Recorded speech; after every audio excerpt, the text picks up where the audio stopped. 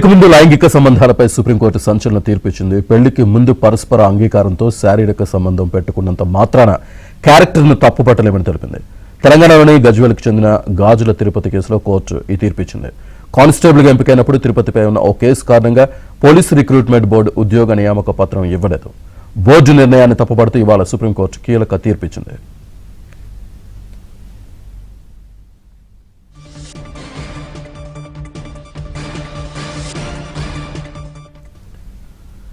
ఇదే విషయంపై పూర్తి సమాచారాన్ని మా ఢిల్లీ బ్యూరో చీఫ్ కృష్ణ అందిస్తారు. కృష్ణ, ఈ తీర్పు కేవలం గాజుల తిరుపతి అనే వ్యక్తికి న్యాయం చేయటం మాత్రమే కాకుండా పరస్పర అంగీకారంతో కూడినటువంటి వివాహపూర్వక శారీరక సంబంధాలు కలిగి ఉండటం అనేది ఒక వ్యక్తి క్యారెక్టర్ పై ఒక బ్లాక్ మార్క్ కాబోదు. దాన్ని సాగుగా చూపి ప్రభుత్వ ఉద్యోగాలను నిరాకరించడం అనేది సబబు కాదు అంటూ ఇచ్చినటువంటి ఈ యొక్క తీర్పు దేశవ్యాప్తంగా ఒక బలమైనటువంటి చట్టపరమైనటువంటి నమూనాను సెట్ చేసిందని చెప్పొచ్చు. తిరుపతి కానిస్టేబుల్ ఉద్యోగానికి అనర్హుడు అంటూ తెలంగాణ హైకోర్టు డివిజన్ బెంచ్ ఇచ్చినటువంటి తీర్పును సుప్రీంకోర్టు కొట్టేసింది. తిరుపతికి అనుకూలంగా సింగిల్ జడ్జి ఇచ్చినటువంటి తీర్పును సుప్రీంకోర్టు సమర్థించింది. తిరుపతికి మరే ఇతర నేర చరిత్ర లేకపోవటం వల్ల అతన్ని తదుపరి బ్యాచ్ కానిస్టేబుల్ ట్రైనింగ్ పంపాలని, ఉద్యోగ నియామక ప్రక్రియను కూడా చేపట్టాలంటూ తెలంగాణ పోలీస్ రిక్రూట్మెంట్ బోర్డుని ఆదేశించింది.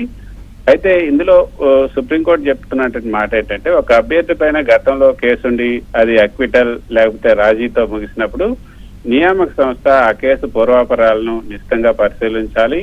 బాధితురాలని బెదిరించి లేకపోతే లంచం ఇచ్చి రాజీ చేసుకుంటే అది వేరే విషయం. కానీ ఈ కేసులో ఎలాంటి బెదిరింపులు లేవు. పైగా తిరుపతికి మరే ఇతర నేర చరిత్ర కూడా లేదు. కాబట్టి రిక్రూట్మెంట్ బోర్డు తిరుపతి ఎంపికను రద్దు చేయటం అనేది పూర్తిగా సహేతుకం కాదు అని కోర్టు వ్యాఖ్యానించింది.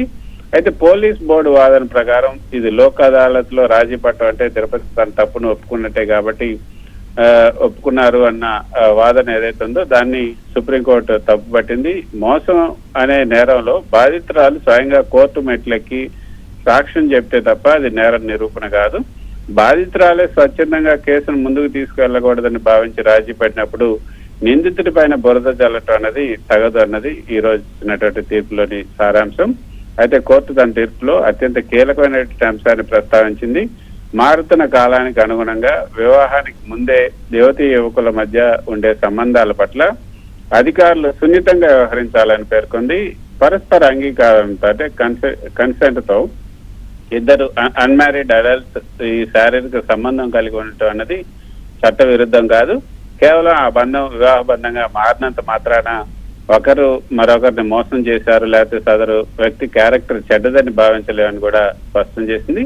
జస్టిస్ మనోజ్ మిశ్రా, జస్టిస్ మన్మోహన్ తో కూడినటువంటి సుప్రీంకోర్టు ధర్మాసనం ఈ కేసును నిశ్చితంగా పరిశీలించి సమాజంలో మారుతున్న సంబంధాల ధోరణుల పైన ఈ కీలక వ్యాఖ్యలు చేసింది. Srinivas. Right, thank you Krishna.